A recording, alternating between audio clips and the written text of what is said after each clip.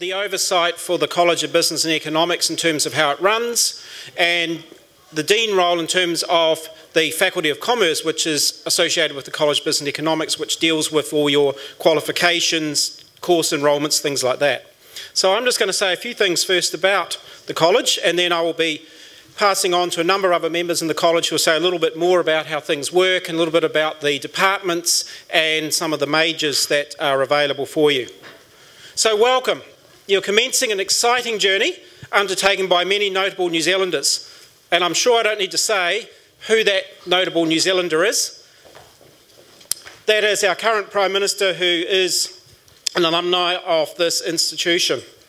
We've got many other well-known people in New Zealand and around the world who have studied in the past at the University of Canterbury. So when you study here and receive your qualification, you will join as being alumni of all these people. Okay, a little bit about the university if you haven't worked it out. Within the university we have a number of colleges, which are the large groupings of departments and schools. Here we're talking about the College of Business and Economics, and there are also colleges of arts, education, engineering science, and the School of Law. And a number of you here may be taking courses that are associated with those other colleges. Within the College of Business and Economics, there is 3 departments. There's the Department of Accounting and Information Systems, the Department of Economics and Finance, and the Department of Management.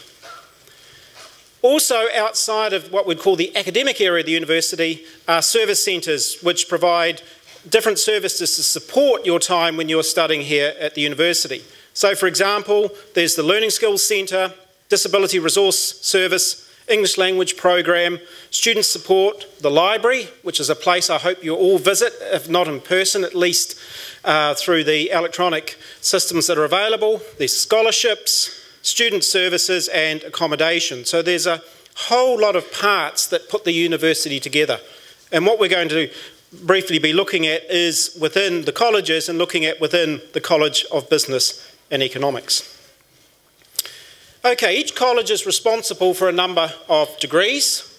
In our college here, the College of Business and Economics, our main undergraduate degree is the Bachelor of Commerce degree, which is a 3-year degree if you're taking it as a full-time student. Then a number of our students wish to further their studies and come back in a 4th year to do what is the Bachelor of Commerce with Honours, which is a 1-year graduate qualification. And for those who are very keen and want to further their studies, there is the 1-year Masters of Commerce, which is a thesis, writing a reasonable piece of work, and that would be done in your 5th year. We also have a more professional-based qualification called the Masters of Business Administration, which is done by those people who've got business experience and have got a degree normally from somewhere else but want to come and get specialised training and education in the area of business administration. But I imagine most of you here today are embarking upon a Bachelor of Commerce degree and maybe in conjunction with some other degree as well. How does the BCom work? Well, we'll try and give you a little bit of an overview, and again, with everything I'm saying, if it isn't clear or you want to understand more, we've got people within the college, particularly our student advisors, as well as there's the other support services around the university that can help you. However, if you're going to do a BCom, there's 5 what we call core courses. That is, you have to do these courses as part of completing the Bachelor of Commerce degree. These codes here refer to the course area. So if you ACT is an accounting course, so that's ACT 102, which is Accounting and Financial Information. Info, which is an Information Systems course, 123, Information Systems and Technology. There's Econ 104 and 105, Economics courses, and notice it's a choice, either Introduction to Macro or Microeconomics. Of course, that doesn't mean you only can do one. You're quite welcome to choose to do both of them. Then there's a Management 100, Fundamentals of Management, and then you have another choice whether to do a Management Science 110, which is a Quantitative Methods for Business paper, or a Statistics first year paper, Statistics 1. And what these courses do is to give you a foundation knowledge. Now, we would suggest that you should try and do them in your first year, rather than say, well, I'm going to do some now and leave some to a later year, because these are fundamental courses that will give you the background and knowledge to help you as you go through your degree. They will also, in many cases, be what we call a prerequisite. That is, if you haven't done that course, you can't do another course in another year or another semester. So that's why you need to think about planning to do these courses in your first year at all possible to keep your options open as you go through into your second and third year. You also need to decide what you're going to specialise in. Now, some of you might have no idea at this point in time, other than I want to do a commerce degree. That's great. But you will need to think about what you want to have as your major, and it's helpful if you can think about this early on, because that will get you an idea of what courses you have to do other than the core papers. And leaving it to too late and then suddenly realise, oh, I can't now fit in these papers, what am I going to do? That's why it's useful to think about it first, and if necessary, seek some planning advice from our student advisors. However, we have 11 majors in terms of what's available in the college at the moment through the BCom. Within the ACES area there is accounting, taxation and accounting, and information systems. Within the economics there is economics and finance, and within management there is marketing, strategy and entrepreneurship, human resource management, management science and operations management, and then we have what's called a cross-departmental. That is, it's a qualification that draws upon a number of disciplines, and that is the area of international business. So what you need to give some thought to, if you haven't already, is what one of those areas is something that interests me, that I would like to have my BCom coming out and saying I have majored in whatever. Then have a look at those majors and see what courses you need to do other than the core papers. Regardless of which one you choose, you need to do those core papers, but there are the additional courses that you need to work through. Again, something to have a look at yourselves. If you find that there's something you're not clear about, then you can always come and seek advice on that. Now, a very important piece of information, because there has been a change at this university from in previous years, is what is the grading scale. And if you've come from high school, then how things are graded there could be quite different when you look at your grades here. In essence, we have grades that go from A+ down to E.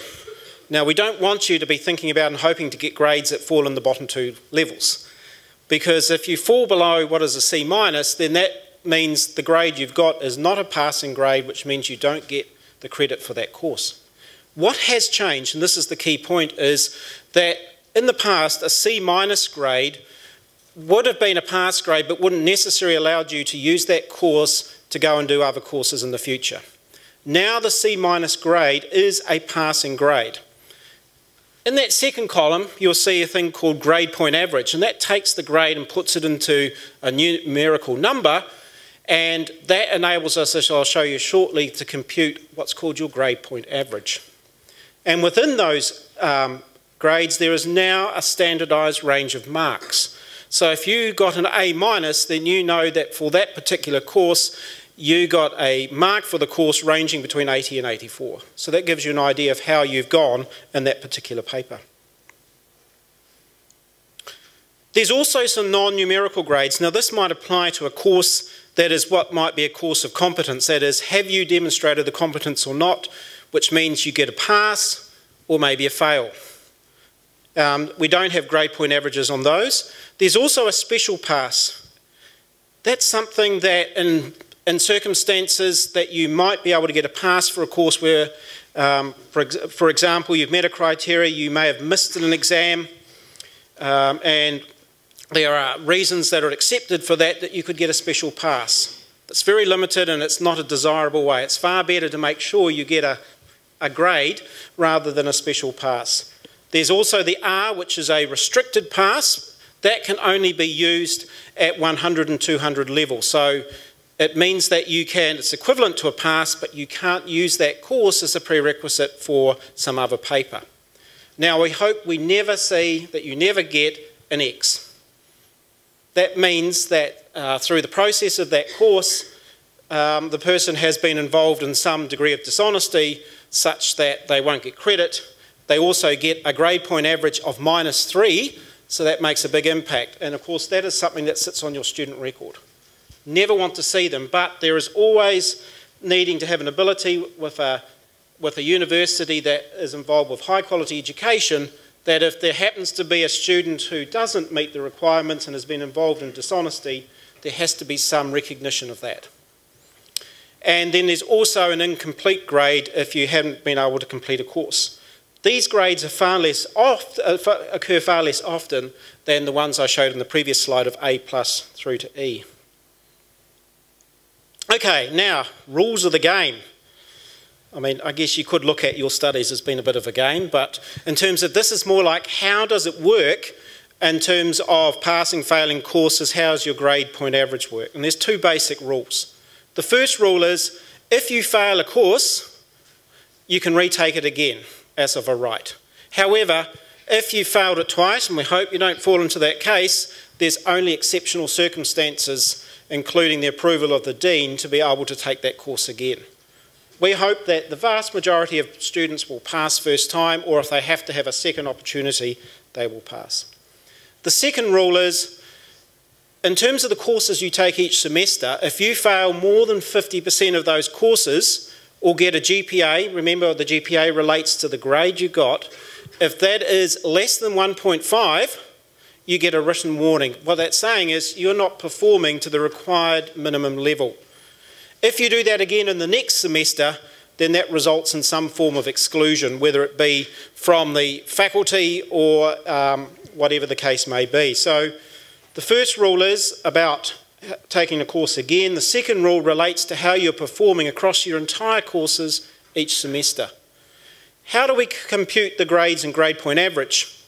As I showed you before, there's a range of grades. So A+ started at 9 down to C- being a 1. D gets 0, so E gets -1, and the X, which I hope no one gets, the -3.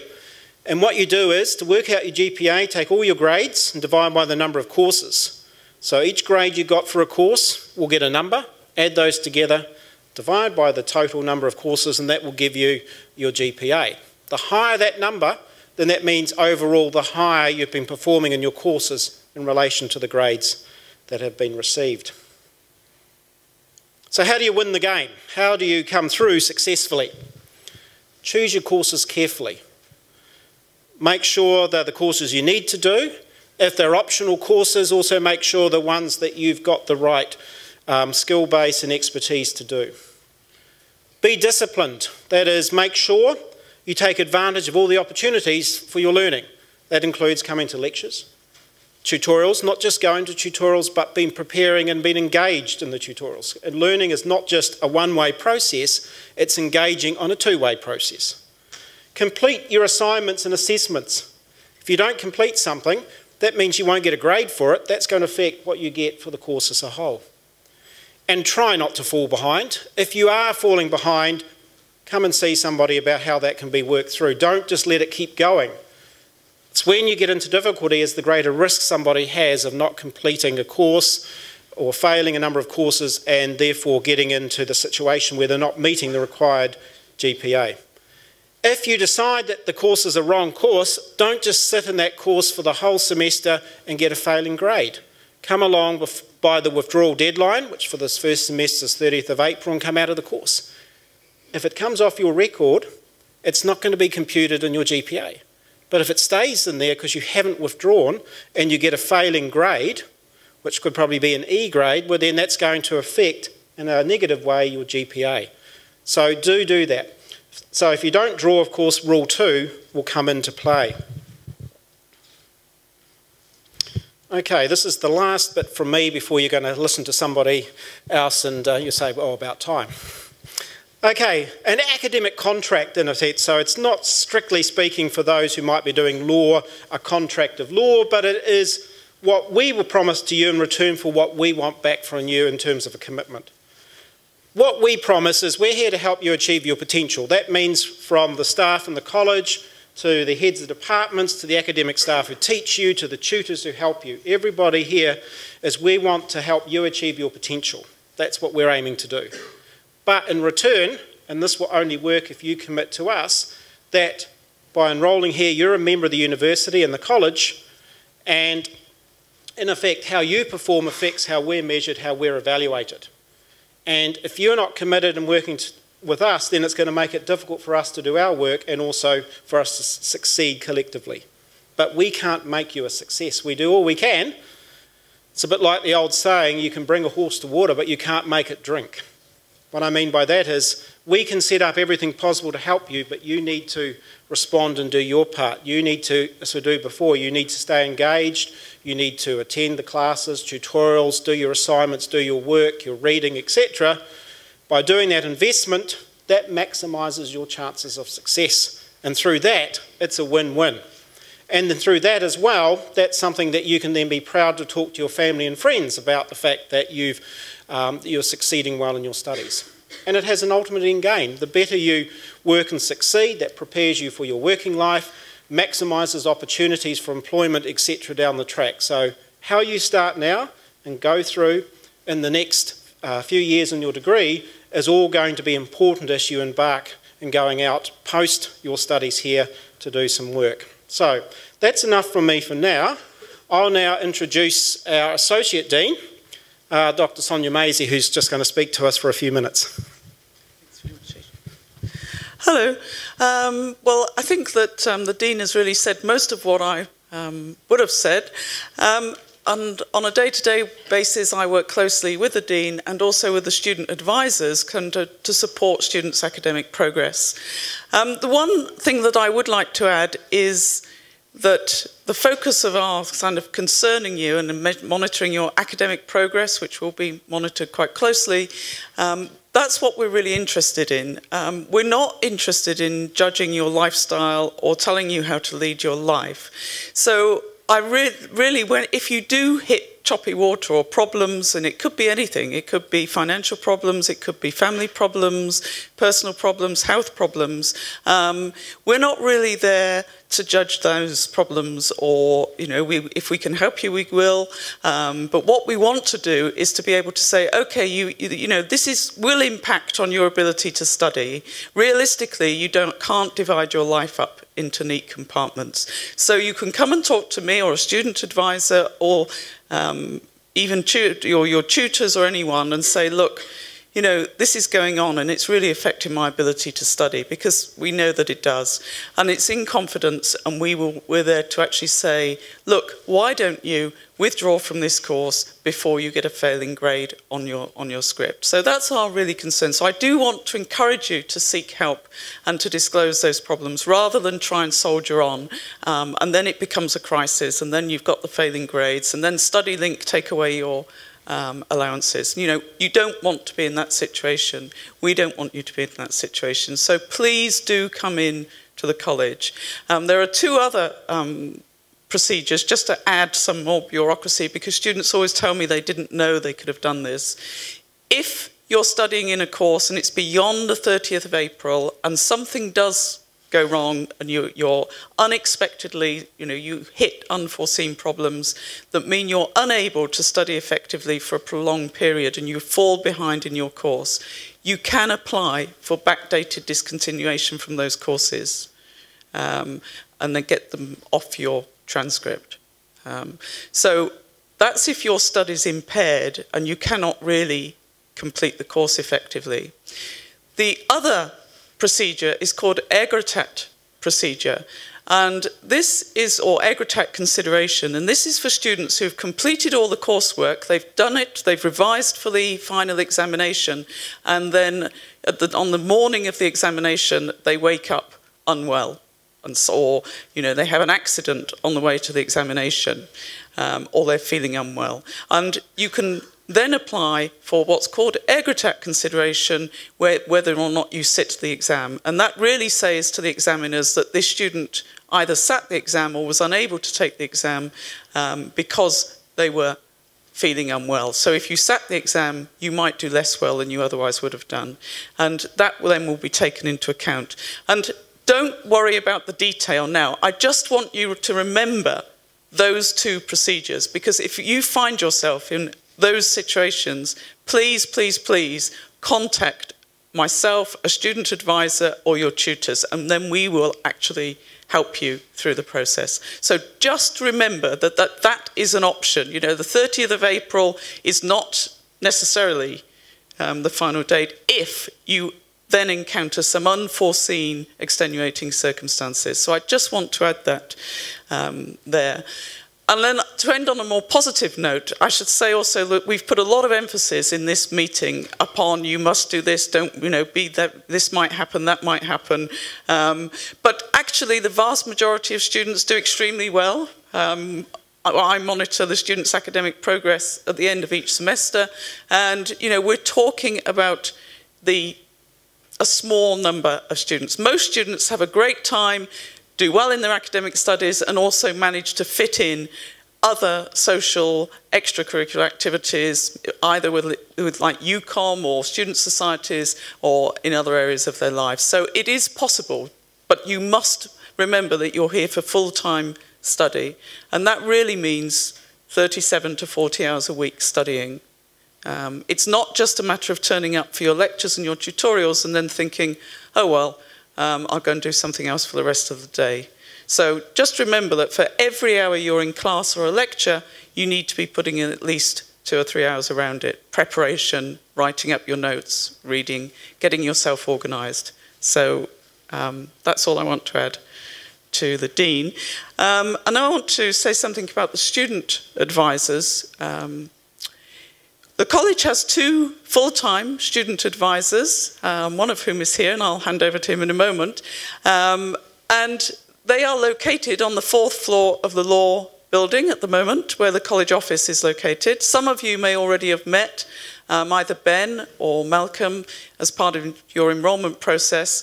But the advisors are there every day, and at the moment they're operating a drop-in session. You don't need to make an appointment, you can just turn up into the college and they will see you to advise you, to help you with your enrolment, discuss your courses.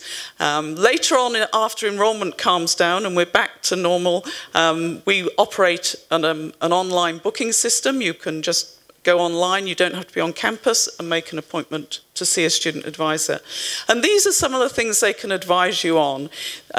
Which courses to take. If I want to do these courses next year, what should I be doing in semester 2 this year to make sure that I've got the prerequisites for those courses? Also on your degree structure, some of you may be thinking about doing a double degree with law and commerce, and you will need to go and see a student advisor fairly early on to make sure that you're planning that degree. So don't ever think it's too early to go and see a student advisor, because they've got a knowledge of the courses. They can tell you which courses they think would be more appropriate if you want to do this major or that major. So please, please feel free to come and see them. And they can also advise you about what's an appropriate workload for you to take on. The university has some quite strict rules about that. So it's worth going to talk to the advisors. They will also be able to help any students who've come from other universities and are transferring credit, or a student who thinks that whilst they haven't done this particular UC course, they have got equivalent, equivalent experience from a course they did elsewhere. So we can sometimes exempt students from prerequisites. Or you may be looking at concurrent enrolment, when you haven't got the prerequisite for a course, but you could do that course as well as the other one in the same enrolment. And any other applications that require the Dean's approval, the student advisors were there to help you with those processes. So I'm just going to hand over to Ben briefly. Malcolm's busy in the law building enrolling students, but Ben's come over. So Ben, I don't know if you want to add anything to the... Actually, that's pretty much about what I'm saying, but just a friendly reminder that from our experience, we have seen a lot of students are trying to do double major or double degree. It's a wise idea to come and see us before taking courses until you're just about to graduate. Okay, we have seen a few cases stuck. Yeah, graduation applications. Okay, for example, for first year, it's not too bad because we are basically doing a lot of common courses across many majors under commerce degree. But if you're considering doing double majors, or if you want to have options opened up for maybe 2 optional majors for the future, it's wise to talk to us. We can tell you the most common shared core courses in 100 level, so for making your study path more flexible in the future. So it's wise to come and see us. Okay, thanks, Ben. Okay, I'm just going to hand over now to the heads of department, and just I'm quite proud of this. There's a map going to come up now of the campus with, and if you watch very carefully, it will take us to the law building. Oh, it's gone too quickly. There you are. Will it go? It should go slowly, but it's jumped. Okay, technology is not perfect. There's just one last slide here. This is, I would encourage you to go onto the college website, and if you go on to our pages and look for students, you can actually, there's an interactive map there of all the majors that will take you straight through to the courses. So do spend some time finding your way around the website. And I'm going to hand over to Associate Professor Beverly Lord. Thank you.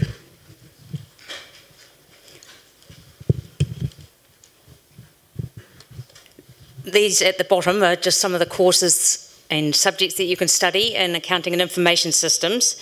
And we would like you to, I know you've just starting here and you're probably thinking about what will I do for my first year, but we'd like you to keep looking ahead because as the others have said, it's very important to plan backwards and make sure you do the right courses in the first year. So we think, don't subscribe to that fairly well-known saying, C's get degrees, but instead aim for the best. Aim to be not just doing a Bachelor of Commerce, but doing a Bachelor of Commerce with honours. You have to get probably a B or a B plus average to do that, and that gives you just an edge when you come to apply for jobs. We know people who have got interviews and become gone up very quickly in accounting firms because they have done a Bachelor of Commerce with honours, done that extra year.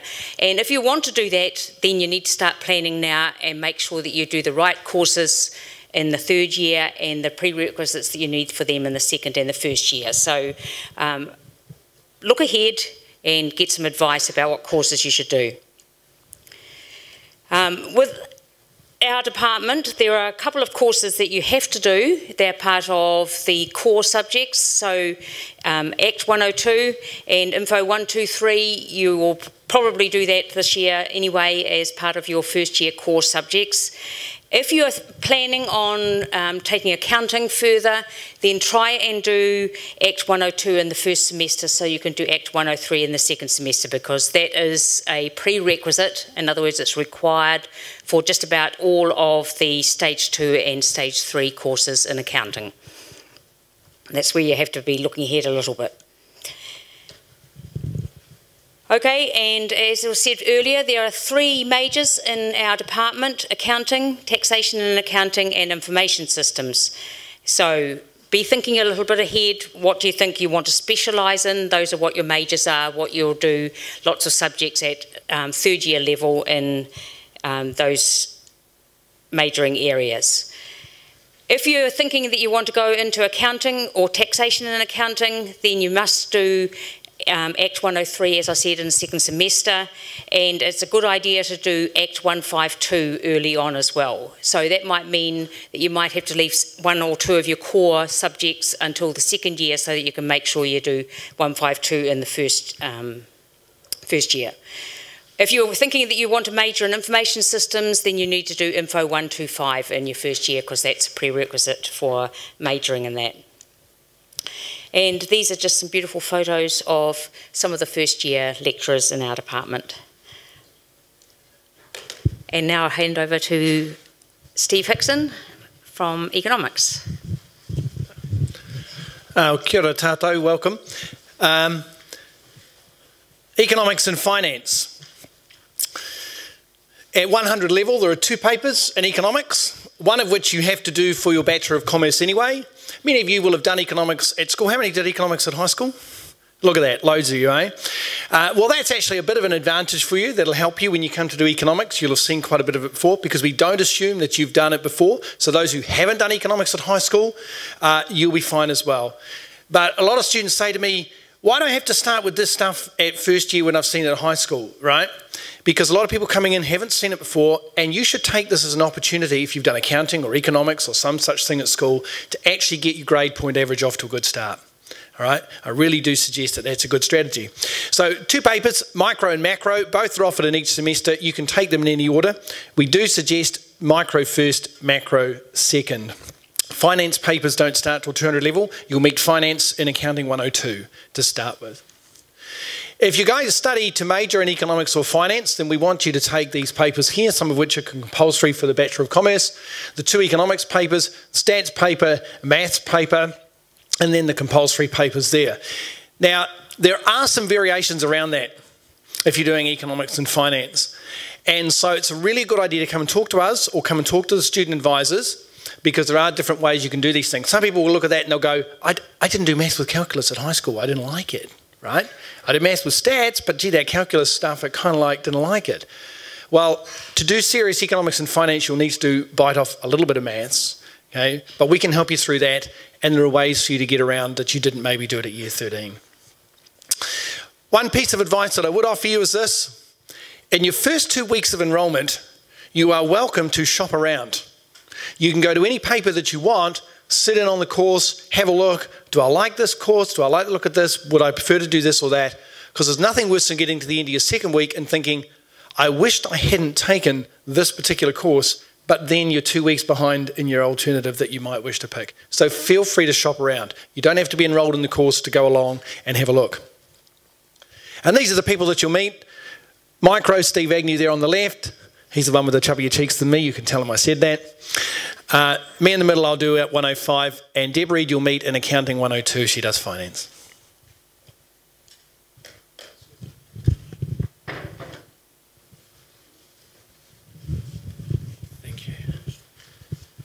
Okay, well, welcome from the Department of Management. This is my once-a-year SingStar X Factor American Idol moment where I get to talk a bit about the department in terms of what to expect during the studies that you're going to have here. Now, I have to admit I'm a bit technologically phobic, so we'll see what happens when I push this arrow. There we go. Okay. One of the things about the Department of Management is we offer the largest number of majors within the College of Business and Economics. So we've got Human Resource Management, we've got Management, Management Science and Operations Management, Marketing and Strategy and Entrepreneurship. So we've got 5. 5.5 if you also include the International Business major, which is taught alongside the Department of Economics and Finance. In terms of introducing you to some of the friendly faces you're probably going to see this year, she's up there, but she's also down the front. Sana Melanin and Dr. Herb de Vries are both people that teach the Management 100 paper, which is one of the papers in the Commerce core. So it is going to be one of those things that you will all be seeing them at some stage this year. You may, depending upon what subjects you're going to take, see Dr. Nicola Petty, and I'll talk a bit about this soon, because within the Commerce core you can do the Stats 101 paper, or you might decide to take MSci 110. So there's a couple of options that you've got there. I'll talk briefly, as I say, coming up soon in terms of how that would work if you take it within the department. In terms of the MSci 110, there is the Stat 101 paper, as I said. MSci 110 is also a paper you can use in the Commerce core. Now, it's a little different. It follows a modular structure. It's also a little different in terms of if you take it, you only get a grade that is pass or fail. There's no A, B, C, Ds or anything like that. So it's just a straight pass or fail course. It's also one where you can work at your own pace. So you would probably describe it as a bit more sort of self-styled, self-paced learning, largely delivered online, and you can sort of work through it in blocks on a week-by-week process. And depending upon your sort of learning style, it could be something that you find advantageous depending upon how comfortable you are with statistics. And as it says there, ideal if you are anxious. If you don't complete it within a single semester, what you can actually do is go on and finish the last module of it in the semester immediately following. So that's also an option that you have as well. No final exam, which is great for some people, but there are weekly tests. So it's sort of, I guess it is that thing, you're always sort of doing a little bit of work, you know, often and a little just to sort of really keep things going along. We have the Principles of Marketing paper. Now, the Marketing 100 paper is not something that is part of the Commerce core.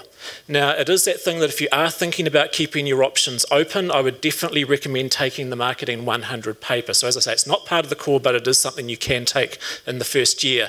We've got two staff up there. There's Dr. Lucio Zan and Dr. Akant Veer, who are involved in that paper. We did a complete disservice because there is a third person involved with the paper, Susie Morrish, who is up the front as well. What does management offer you? Well, we've got a pretty large footprint, and it's going to be that thing that you're definitely going to see us in the first year. Chances are you're going to see us in the second and third year as well. So we offer a range of courses going across a wide range of subject areas. So as I say, we do offer a lot of majors through the department. International lecturers, it is that thing that we've got 9 staff in the marketing group. I'm the only one that was actually ever born in New Zealand. So we are truly international in focus. Internships and real-world projects, practical assignments, exchange opportunities, good career prospects. So we offer, as I say, a range of papers, also a lot of very applied papers to sort of hopefully get you out there, give you some experience. I know that today is a case of complete information overload. Being realistic, I also know it's 20 to 12. You might be thinking about lunchtime. You might be thinking it's sort of, sort of get outside, eat some food since it's a nice day. One thing you do want to keep in mind, another one, is potentially the idea of doing an internship in the third year. Very specialised program. It is one of those ones that in order to actually get into the internships, it's largely a competitive process based upon grade. So echoing what people were saying before, I think it was Bev saying Cs don't get degrees. It is that thing about, sort of work hard, because potentially the internship program might be something that is going to interest you in a couple of years' time. Our 200 level courses require that you've passed certain courses, and this sort of goes back to the thing before. We've got degree planners that are out there. If you're thinking at this stage, okay, I might be more inclined towards one major rather than another, please make sure that you're covering the papers that you need in the first year, okay? Make sure that you get that right. There is nothing worse than a head of department when people come up to me and say, I really want to do this, but I forgot to take a subject, and by and large, I've got to sit there and say, sorry, you need that background in order to go on. So make sure you actually, are taking the subjects that you do think you're going to need. Okay. It did work that time. Sorry. The other bit of advice I'd also give you, just as a final one, is this idea about a lot of people say, I wish I'd known. I wish I'd asked, and that kind of thing.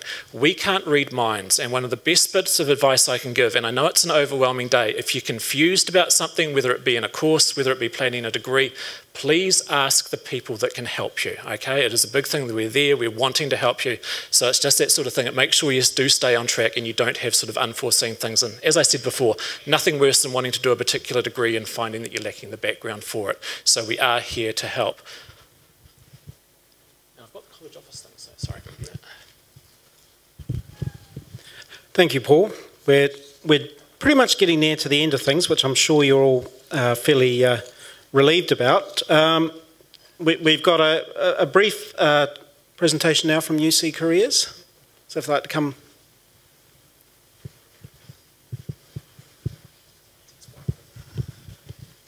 Thanks for that. Hi folks, my name is Dave Petrie. I'm from Careers, Internships and Employment here at UC. Now, we're not part of the college, but we've been kindly invited along just to talk about how we can support you in your time here and as you transition from here to your future sterling, stunning career paths. So there's a couple of ways, quite a number of ways we can help you. First of all, we can help you.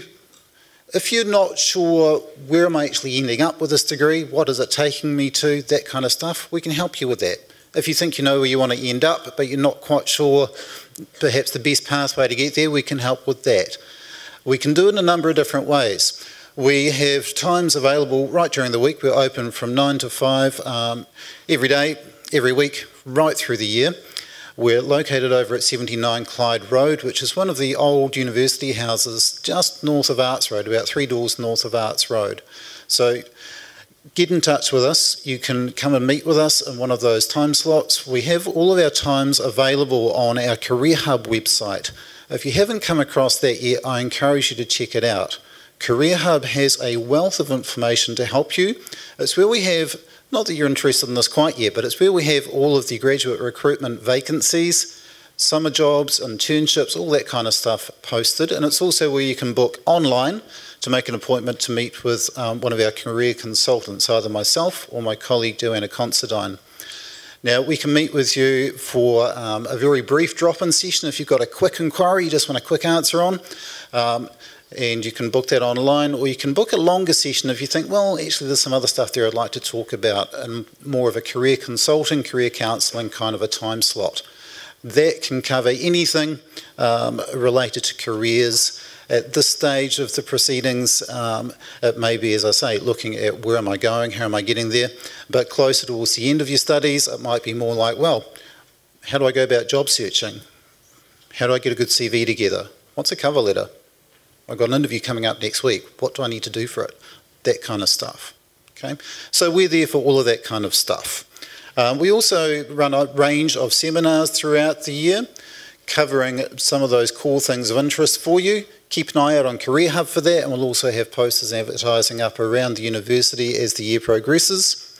We have, as I mentioned briefly, a student and graduate recruitment program. You can find out all about that through Career Hub. We have fairs and events coming up throughout the year. A big careers fair that happens in May, coming up soon. So I advise you to keep your eyes open for that, get your ears out and find out all you can about that. We have involvement in various things that bring employers onto campus so that you can pump their brains, talk to them, find out what they're about. We have employer information sessions throughout the year, with a big focus, of course, for commerce graduates right at the beginning of the year. You'll be interested in looking at that in your penultimate year. Don't leave it to the last thing. Find out about things as you progress. Now, we can also help you, because you're in touch with employers all the time, we can help you with what they're actually looking for, not just in terms of your academic results and your studies and courses, but also the other stuff employers value. Now, you might think, well, what is that? Isn't it just about grades? There's a lot of other stuff employers are looking for. What we call the softer skills, teamwork skills, leadership skills, communication ability, all that kind of stuff. Now, at university, you have a tremendous opportunity to learn those through involvement in university life outside of just study. So I'd encourage you to talk about that and maybe come and have a chat with us about how you can maximise those opportunities. We, as I said, over at our place at 79 Clyde Road, we have a whole lot of resources, books, DVDs, that kind of stuff if you're a hands-on person. And as I say, we also have our two websites. One which you'll just find at the General University site with a /careers on the end. And if you go into there, you can find a link to our Career Hub website very easily, where you have that more detailed information about upcoming seminars, employer visits, how to book with us, and employer vacancies. So that's me. That's all I wanted to cover for today. But please feel free to come and drop in and have a chat with us, or make an appointment online. Thanks very much. Thank you very much. We're on to the last section now, and this is one which is going to show that there's more to being associated with the college than just the academic side. I'm going to invite a representative from UCOM to be able to come and talk to us. Thank you. Hey guys, how's it going? I'm Toby Pisey. I'm the president of the UCOM Society here at Canterbury, and this is Aria, vice president for this year. We are I guess a social representation of you guys to the sort of rest of the world, and what the Commerce Society does is we put on a few things throughout the year just to keep you guys entertained and informed in the terms of commerce. We put on all sorts of gigs, events, tutorials and whatnot throughout the year, and Ari's going to give you a wee bit of a snippet of what we do in the social scene for you guys. So who's going to Toga night tonight? Yeah? Awesome. Is there anyone that wants to go to Toga night and haven't got a ticket yet? No. Okay, well, there's still tickets on sale, and if there is anyone that wants a ticket, come and see us after this. So to tell you a little bit about our social events, DB is one of our big sponsors, College of Business and Economics and Deloitte. So they make all our events possible throughout the year. We have barbecues throughout the year, which is free entry for our UCOM members, and we give unlimited alcohol out and food, and we usually have an artist there to play some music. And we also have our cocktail night, which has been voted best event at UC in the past. And what else do we have? The ball. our UCOM party, and lots of other wee events throughout the year, which I definitely recommend you all to go along to or look after your social life for the year. Included in all this is obviously we've got to have some sort of affiliation with the college, and to do that we will help you guys with tutorials before exams for all the compulsory papers that you've just been told about. We also include seminars, and most of our seminars, a wee trick on the rest of the ones you've heard about today is we'll usually have free beer and pizza after them just to help you get along. Some of them won't be, but we try and do our best. Also what else is on? We do a lot of our skill sessions, the CVs stuff. You've all heard a lot about today, but we try and do them in a more lighthearted, maybe a smaller group way. And obviously all of this is free for everyone who joins up to UCOM throughout the year. So if you guys are interested, which I hope you all are, we're going to be, we've got clubs days next week, and you'll see our UCOM stall. Memberships are $25, and included in that is everything we've talked about this year, and a cool UCOM t-shirt as well in a goodie bag. So come and see us next week, and if you've got any more questions, we'll answer those for you. So hope to see you all there. Thanks, guys. Cheers. Thanks very much. I'm sure that's all something that you're all going to look forward to next week. Well, that ends the, in terms of the formal part of things. We have got a short, if I get the presentation to put on as we're finishing.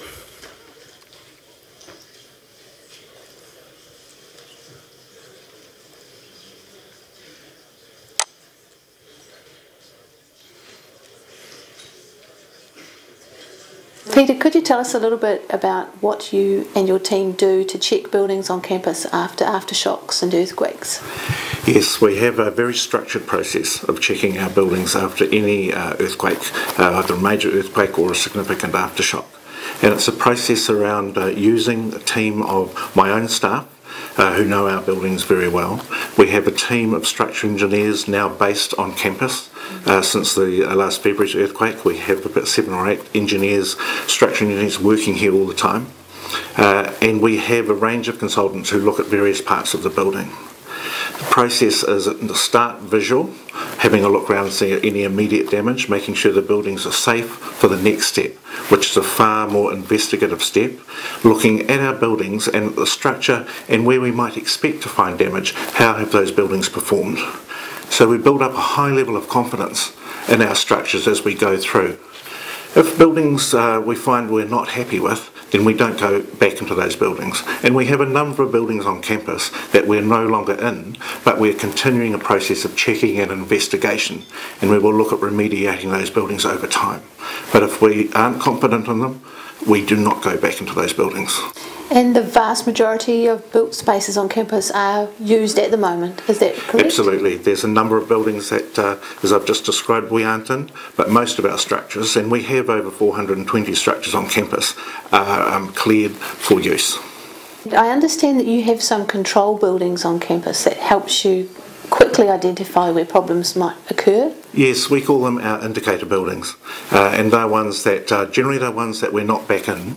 And the structures are all nice and open because we've removed ceilings and we've removed floor coverings and bits of the walls, and we can check very quickly as to what the nature of that quake was and is it likely to have to translate it into damage in other buildings. So they are our indicator package.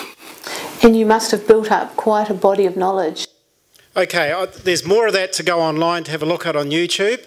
It is important to know because one of the big differences this year is the Commerce building, which is where you would be based, is one of the buildings that's not able to be accessed at the moment. That's why at the moment the college office is based in the law building, level 4, and the academic staff are based over on Kirkwood Village. And if you haven't gone to Kirkwood Village yet, I'd suggest you wander over there. It's the other side of the river, and that's where, and you'll get an idea because you will have the ability to be able to meet academic staff, and also some of the tutorials and teaching classes will be over there. So that's the last of the formal presentation. Thank you for coming.